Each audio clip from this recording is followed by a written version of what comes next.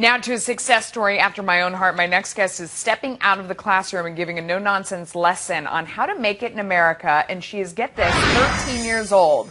Lauren Hudson has co-authored a book on capitalism called Our Best Tomorrow, Students Teaching Capitalism in America. And she joins us now. Lauren, thanks so much for joining us.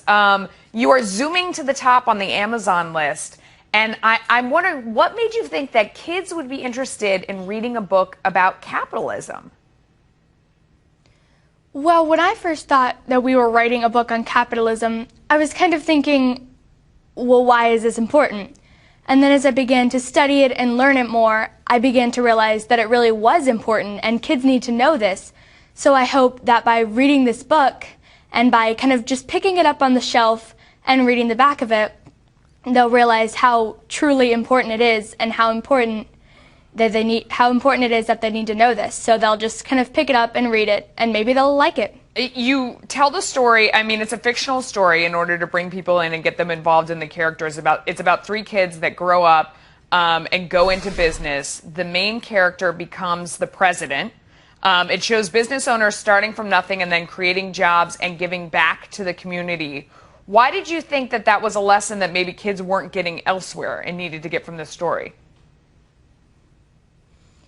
Well, when I look around at our community and I go and I ask people, have you done charity lately? They're just kind of, oh, you know, I've done it a little bit. But I feel like that it's really important that we all kind of stick together and help each other through capitalism. Because really we're all in this together. Capitalism can't work if we don't stick together and rely on each other and respect each other.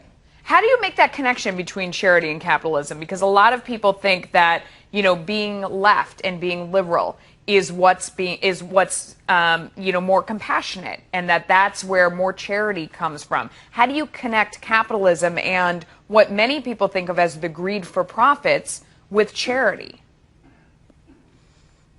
Well, I think the best way I could explain this would be through telling the story of the boy character in my book. His name is Jake, and he starts out in California and he moves to Kentucky, and he had a rich family and he started out a nice life, and then he moved to Kentucky and he began to realize that it was important that we all work together. So when he started his company and kind of got on his feet, he went to the Brighton Center, because if the rich people rely on the poor people to help them and the poor people rely on the rich people to help them, then it can kind of become a full circle, and the poor people can get involved in capitalism, and eventually they can be the wealthy people and they can help more people. It's just kind of like a circle. Lauren, thank you so much and good luck to you. Thank you.